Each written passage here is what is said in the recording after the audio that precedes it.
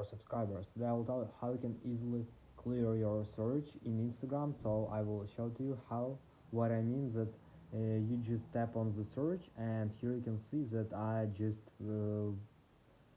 want to find something with car, some hashtags, hashtag car, and I want to find some posts with this hashtag.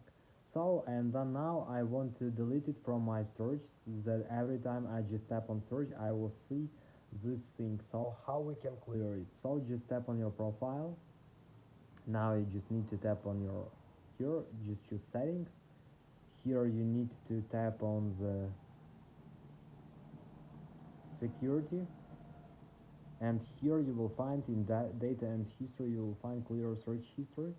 Just tap on it, clear her search history, and just tap on clear all.